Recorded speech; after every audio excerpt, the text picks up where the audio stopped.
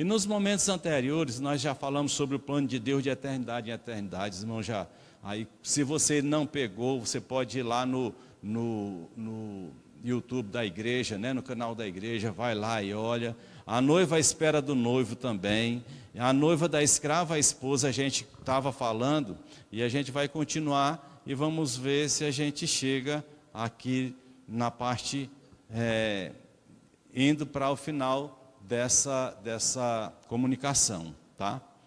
E a noiva de escrava à esposa, nós vamos ver que o povo passou cerca de 40 anos no deserto, certo?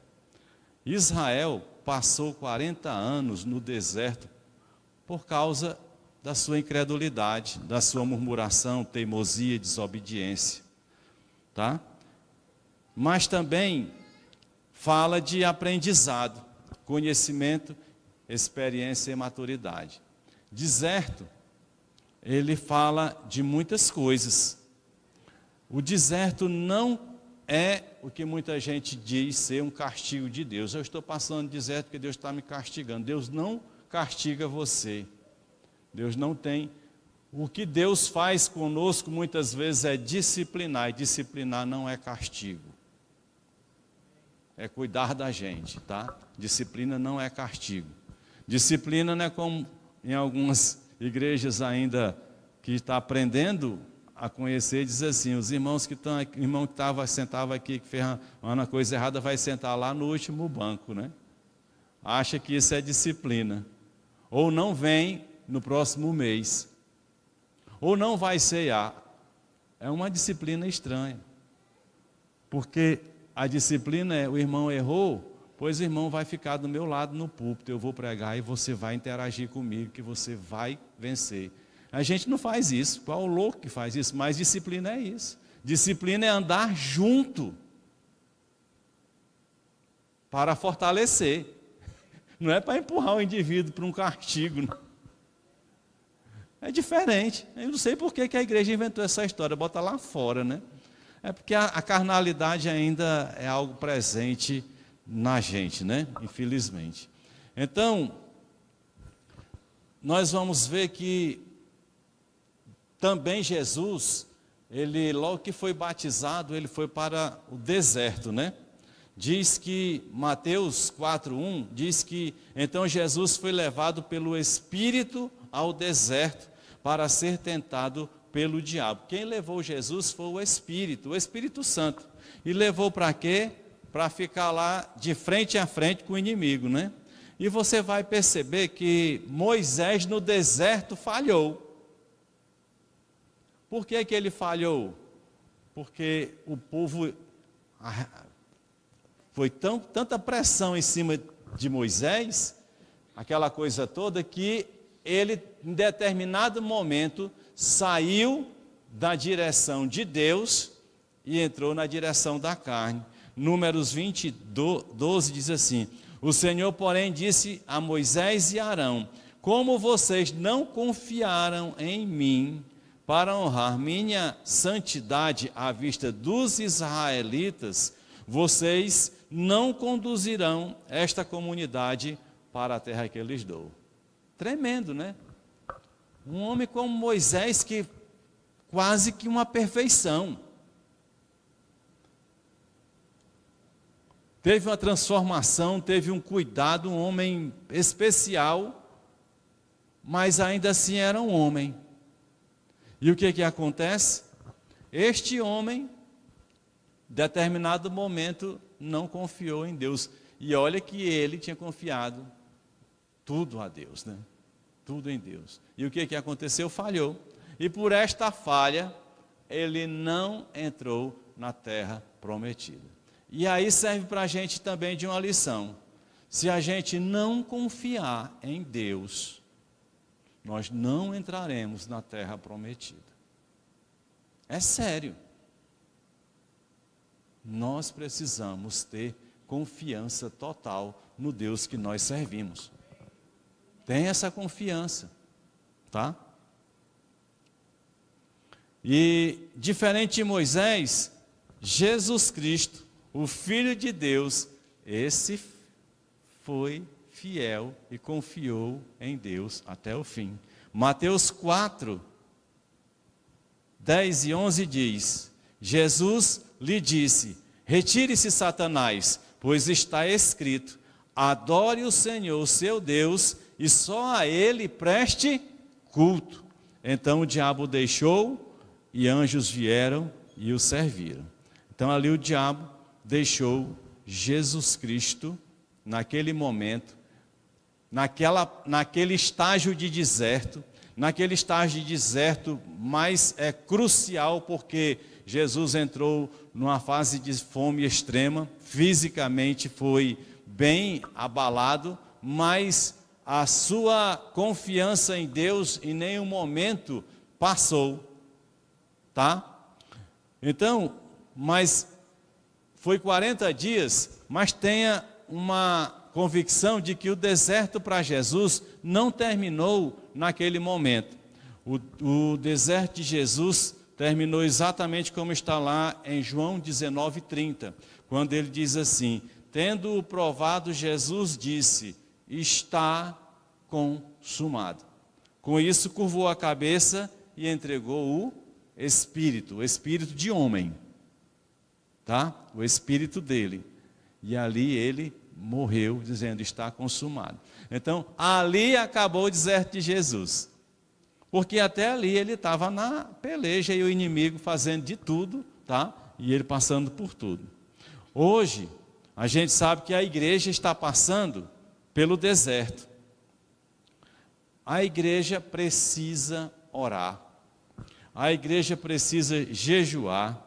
A igreja precisa de comunhão. Se a gente está em deserto, e a igreja está num deserto, ela precisa por todas essas coisas. No deserto é onde a noiva está sendo adornada, preparada para o casamento. Também está sendo experimentada.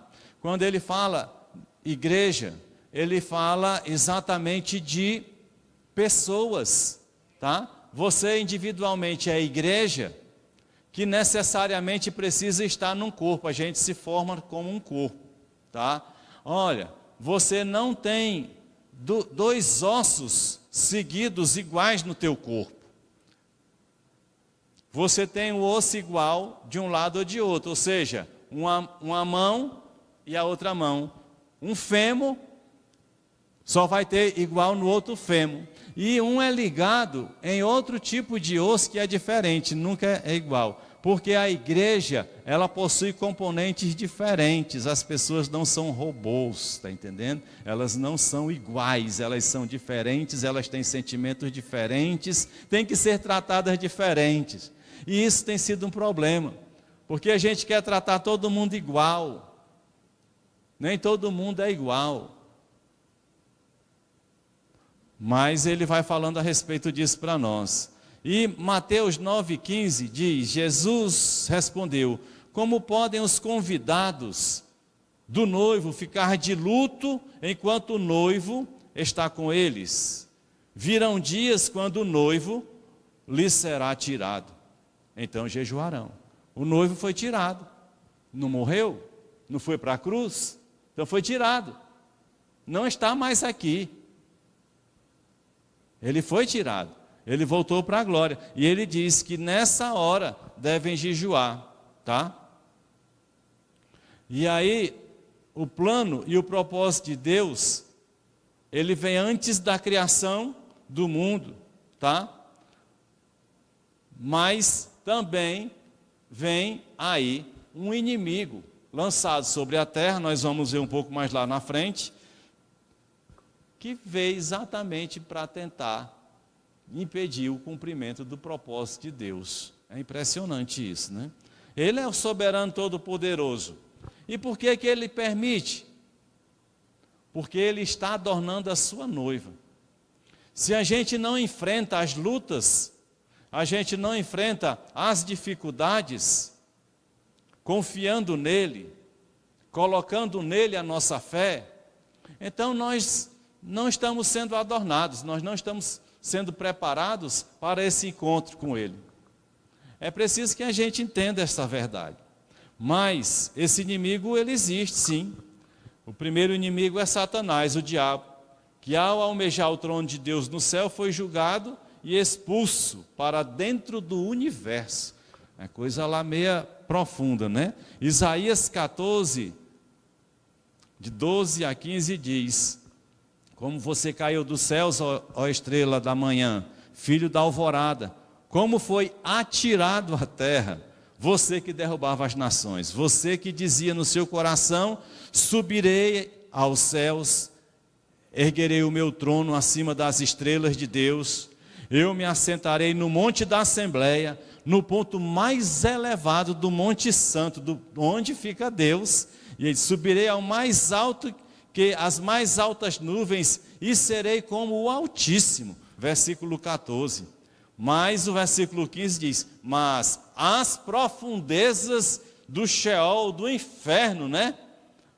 Você será levado, irá ao fundo do abismo.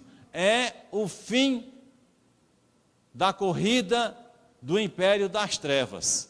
É o inferno. Não é bem mais o inferno, né? É o Sheol, é o lugar de condenação, onde ele vai pagar pelo que ele tem feito, né? Então, Satanás, ele seduz. A sedução de Satanás apresenta métodos e conteúdos consistentes.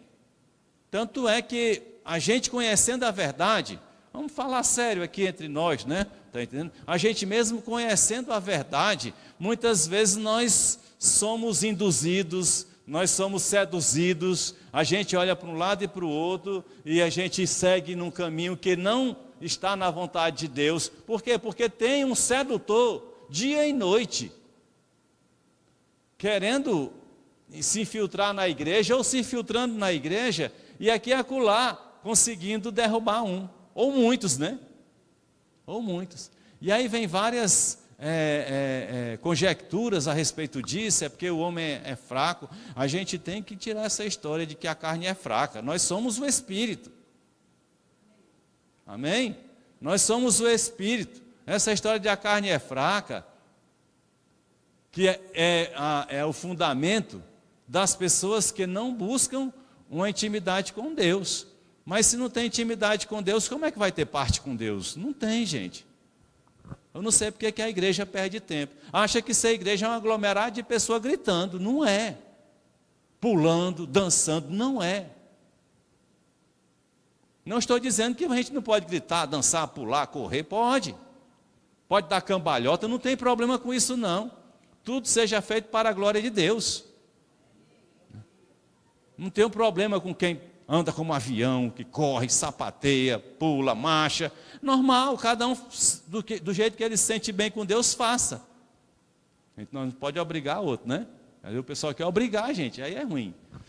Mas o conteúdo exterior não é o que vai fazer a diferença, mas é o conteúdo interno. É o que vai fazer. Eu posso no meu exterior ser muito divertido e brincar demais e correr e dar muita glória a Deus, tal, mas tem que acompanhar isso que está no interno. Tem aquele irmão que é reservado ali e tal. Tem gente que vixe, aquele irmão ali é tão fraco, não pula, não dança. Porque a gente olha o estereotipo, né? O estereótipo. Se não pular, não cantar, não dançar, não der não está bem. Mas às vezes não é por aí o caminho.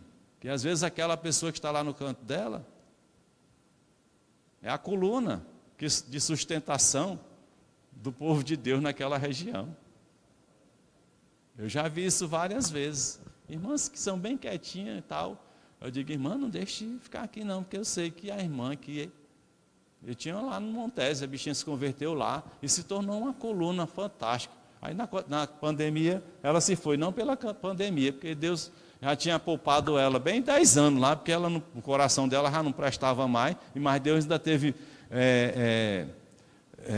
fui gracioso a Deus, que Ele deixou ela comigo ainda lá, sustentando em oração, e era uma coluna, mas você não vê ela falar. Mas a gente faz essas manias, né, de achar que quem é para falar muito, fez zoado, é só o evangelista. Evangelista não pode ser mudo, né? Evangelista é zoar dentro, viu? Faz de tudo, evangelista, faz campanha, faz de tudo para trazer pessoa para Jesus, né? Então, aí é o evangelista, mas não é esse nosso estudo. Então, o ponto de partida começou seduzindo Adão e Eva. Deus criou o jardim, o primeiro templo, pois queria estabelecer o reino dele aqui nesta terra. Está lá em Gênesis 3, de 1 a 6. E a primeira sedução que a gente percebe no universo é a obra de Satanás, de querer usurpar o reino de Deus, obstruindo o propósito, plano e gerenciamento de Deus, que é uma regra que tem. A regra é: o perdedor vira escravo do vencedor. Isso é uma regra do direito romano naquela época lá, mas também, se você olhar, tem na Bíblia. Segundo Pedro 2,19, na tua tradução, talvez vai dar melhor do que a minha, mais compreensível nesse sentido, eu vou ler as duas. Eu vou ler na NVI, que é a que eu adoto, que diz assim: prometendo-lhes liberdade, eles mesmos são escravos da corrupção, pois o homem é escravo daquilo que o domina. Está correto, é aí. Mas o que ele quer dizer na versão João Ferreira? Prometendo-lhes liberdade, quando eles mesmos são escravos da corrupção, pois aquele que é vencido fica escravo do vencedor. Dá no mesmo, mas dá mais para a gente ter um entendimento assim, porque aquele que é vencido se torna escravo do vencedor. Então, em outras palavras aqui, igreja, se Satanás venceu você, em um momento você passa a ser escravo de quem? De Satanás. E se você é escravo de Satanás, que parte você tem com Deus? Não é estranho? É complicado, né? É complicado. Por isso não adianta a gente só perder tempo vindo sentar na igreja. A gente tem que ver os nossos procedimentos. E olhe para você mesmo, não olhe para a minha vida, por favor. Mas se quiser olhar para a minha, pode, porque eu sou um pregador da palavra e você tem direito de saber se o pregador da palavra vive a palavra. Tá? Mas regra geral é você olhar para você mesmo e saber como você está. Ninguém é para estar olhando para os outros. Rapaz, é o cisco no olho dos outros, né? E o cedo com a travezona aqui, diz, rapaz, ali está complicado, né?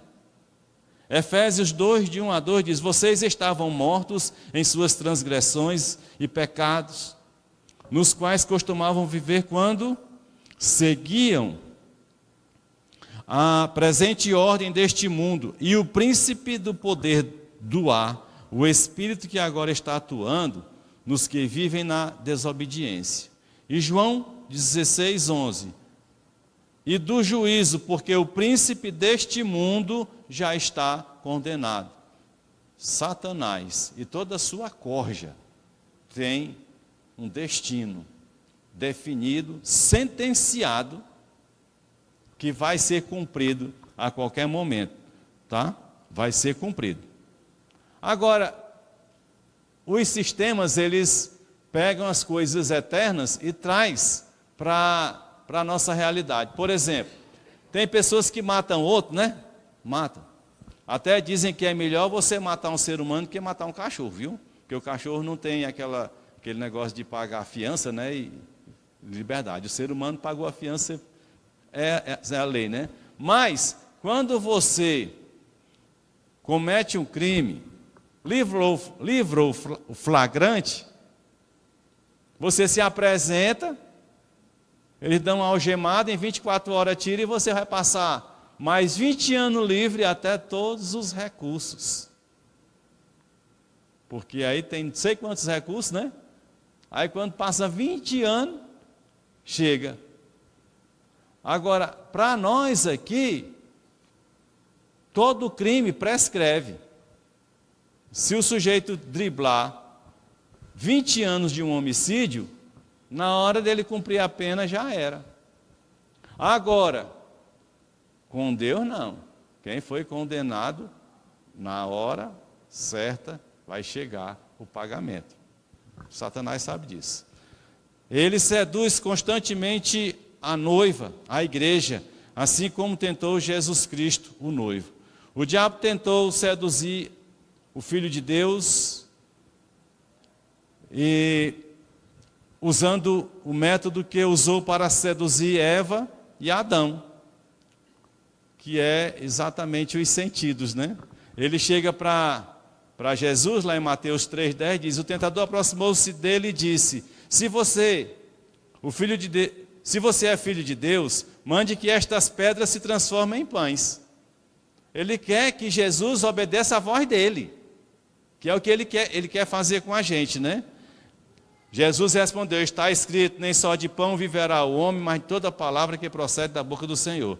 Então, o diabo levou a cidade santa, colocou na parte mais alta do templo e lhe disse: se você é o Filho de Deus, jogue-se daqui para baixo, pois está escrito, ele dará ordens a seus anjos a seu respeito, e com as mãos eles o segurarão para que você não tropece em pedra alguma. Quantas vezes você está lá em cima e uma coisa meio estranha assim, se joga. Não se jogue não, não brinque com isso não, mas aqui e acolá tem um que ele diz, se jogue. Tem gente que nem sobe, né, porque sabe que vai ouvir. Às vezes a coisa da cabeça mas regra geral é alguém querendo acabar com a sua vida. Jesus lhe respondeu: também está escrito, não ponha à prova o Senhor, o seu Deus. Depois o diabo levou a um monte muito alto. Agora vem essa expressão na Bíblia, que é uma coisa que a gente tem que abrir os olhos, arregalar e ler isso aqui e ver essas movimentações políticas que a igreja quer se casar com o Estado, que nada mais é do que obra satânica, tá? A igreja casou com o Estado, para quem estuda teologia, casou lá no passado e foi uma desgraça. E hoje a igreja quer casar com o Estado novamente, quer repetir a desgraça, gente. Nós somos igreja, nós somos embaixadores de um reino que não é esse reino, que não é daqui. Você não adianta querer um reino aqui na terra que vai dar certo, que não vai. Porque diz assim, ó, leia isso aqui em casa 100 vezes, para poder, e peça ao Espírito Santo que ele vai lhe mostrar. Eu fiquei muito apavorado nesse período eleitoral no Brasil. Muito apavorado. Com o quê? Com quem podia assumir? Não. Porque a gente sabe que, biblicamente, não pode vir coisa boa.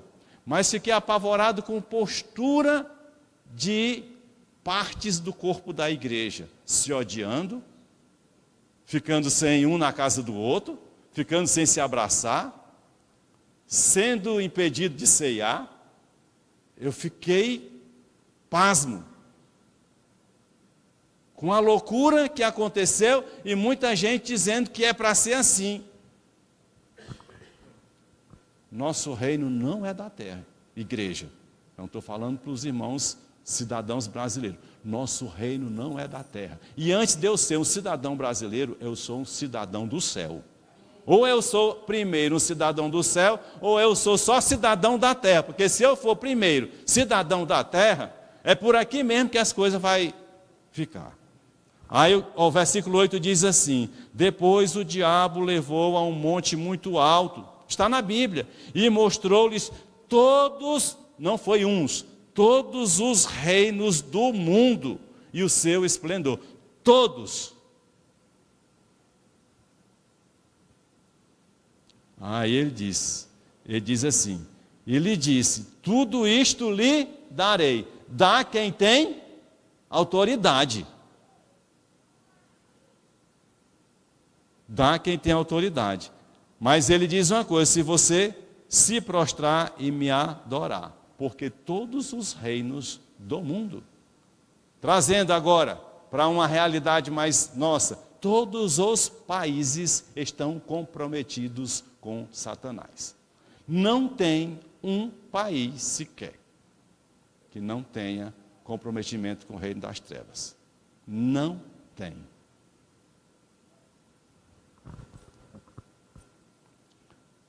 E disse-lhe, tudo isto lhe darei se você se prostrar e me adorar. Jesus lhe disse, retire-se, Satanás, pois está escrito: adore o Senhor, o seu Deus, e só a Ele preste culto. Então a gente não vende a nossa alma por reino nenhum da terra, porque só o nosso Deus é que merece a nossa adoração. Então a gente tem que levar a coisa mais séria do reino dos céus. E com essa palavra muita gente acha que eu sou de algum lado politicamente por aí existente. Eu não abraço nenhuma corrente política. Satanás, que tentou seduzir Jesus, seduz a sua noiva, a igreja, dia e noite. 1 João 2, 15 e 18 diz: não amem o mundo, nem o que nele há. Se alguém amar o mundo, o amor do Pai não está nele. Amou o mundo, não tem amor de Deus. Pois tudo que há no mundo, a cobiça da carne, a cobiça dos olhos e a ostentação dos bens, né? Certo? Não provém do Pai, mas do mundo. O mundo e a sua cobiça, ou a sua concupiscência, né? Passam, mas aquele que faz a vontade de Deus permanece para sempre. É esta vontade de Deus que adorna a igreja, que faz a igreja santa, irrepreensível. Filhinhos, esta é a última hora. Ele estava dizendo lá. João estava dizendo lá, esta já é a última hora. E assim como vocês ouviram que o anticristo está vindo, já agora muitos anticristos têm surgido.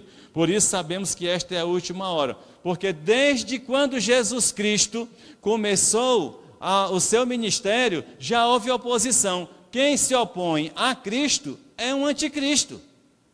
Os fariseus que se opuseram a Cristo são anticristos. Haverá um anticristo Senhor, um CEO, né? A palavra nova agora, um CEO, aquele que comanda.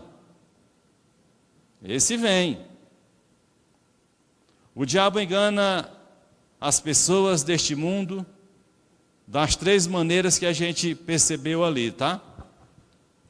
Para conduzi-las à condenação eterna e atingir a noiva e as pessoas cegas pela luxúria mundana, tomam isso como certo e tocam suas vidas e acabam indo com o diabo à destruição. Quando Israel passou o tempo de deserto e passou para Canaã, a terra prometida, a terra que mana leite e mel, aconteceu alguma coisa bem interessante. Josué 3, 5 a 17, eles estão saindo agora do deserto, tá? E diz assim: Josué ordenou ao povo: santifiquem-se, pois amanhã o Senhor fará maravilhas entre vocês. Quando os sacerdotes que carregavam a arca do Senhor, o soberano de toda a terra, puseram os pés no Jordão, a correnteza será represada e as águas formarão uma muralha. O Jordão transborda em ambas as margens na época da colheita. Assim que os sacerdotes que carregavam a arca da aliança chegaram ao Jordão e seus pés tocaram as águas, a correnteza que descia parou de correr e formou uma muralha a grande distância, perto de uma cidade chamada Adã, nas proximidades de Zaretã. E as águas que desciam para o mar da Arabá, o mar salgado, escoaram totalmente, e assim o povo atravessou o rio em frente de Jericó. Os sacerdotes que carregavam a arca da aliança do Senhor ficaram parados em terra seca, no meio do Jordão, enquanto todo o povo passava, até que toda a nação o atravessou também em terra seca. Aquelas milhares de pessoas passaram em terra seca pelo local, pelo leito de um rio onde foi parado e barrado, porque a passagem foi sobrenatural. O encontro da noiva com o noivo é um encontro sobrenatural. Olha, meus irmãos, entre igreja e Deus não existe nada de natural não, viu? Tudo que acontece é sobrenatural. Então viva o sobrenatural de Deus na sua vida. Aquela mulher com aqueles 2 filhos lá, que ia ser vendido como escravo, pegou um azeitezinho cheio de panela, entrou lá na casa, fechou a casa todinha, e o que aconteceu? Foi natural? É natural encher de azeite as panelas? Claro que não. A igreja vive o sobrenatural. O encontro da noiva com o noivo é um encontro sobrenatural. E note que as profecias elas são extraordinárias. Oséias 11:1 diz: quando Israel era menino, eu o amei, e do Egito chamei meu filho. Tá? E Oséias diz isso, né? Mas quando você lê Mateus 2:13-16, vocês vão ver no 13, depois que partiram, um anjo do Senhor apareceu a José em sonho e disse: levante-se, tome o menino e sua mãe e fuja para o Egito. Tá?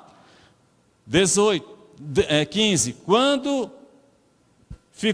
onde ficou até a morte de Herodes, e assim se cumpriu o que o Senhor tinha dito pelo profeta, do Egito chamei meu filho. Foi do Egito que Deus chamou Jesus para onde? Para Israel, para Jerusalém, para a Galileia, para estar ali, para cumprir a sua missão. Ele chamou de onde? Do Egito. Observe que isso aconteceu onde? Quando houve uma grande seca, o povo todo ia morrer. José, governador do Egito. O que aconteceu? Deus providenciou para que no Egito houvesse refúgio. O que aconteceu? Israel veio para o Egito. E o que aconteceu ali? Israel permaneceu no Egito. O problema é que Israel ficou tempo demais no Egito, gostou do Egito, colocou o Egito dentro dela e acabou sendo escrava. Mas um dia, Deus envia um libertador e tira Israel do Egito. Jesus foi para o Egito, mas Jesus volta do Egito quando Herodes morre, quando cessa o perigo. Jesus cresce e ele se torna o libertador, mas não apenas de um povo, mas de todo aquele que crê no nome dele, em todas as nações. É a diferença, tá? É a grande diferença. Então nós estamos agora entendendo um pouco mais desses mistérios todos. E nós vamos para Canaã. Mas nós vamos para Canaã só quinta-feira e nós vamos chegar em Canaã, se Deus quiser. Mas eu quero adiantar para vocês uma coisa que aconteceu assim que Israel passou do rio. Se ainda estiver aqui, né? Eu quero estar aqui, viu? Agora, se eu não estiver aqui, é porque também a irmã não está. Porque eu não quero estar sozinho, não estar aqui sozinho, né? Tá bom? Não é bom que fique só um deste vir, não, né? Ou todos não vêm, ou todos estão aqui, né? Mas aconteceu um fato interessante, é que Deus alimentou aquele povo todo aquele tempo com maná e depois com codorniz, né? Não faltou comida. Mas vocês viram que na hora que eles entram na terra prometida, cessa. O que Deus está dizendo para mim e para você é sério demais. E presta bem atenção e guarda isso no coração. Deus vai sustentar você até o dia do seu encontro com Jesus Cristo. Lá, não aqui. Deus sustentou Israel todos os dias com maná. Deus sustenta o seu povo todos os dias até o dia da travessia. Porque depois disso aí a gente não vai precisar mais ser sustentado. Então, lança a mão disso. Diz isso para o teu vizinho. Diz isso para as pessoas que estão angustiadas. Diz isso para aqueles que reclamam. Deus sustentou o seu povo até o dia de entrar na terra prometida. Então,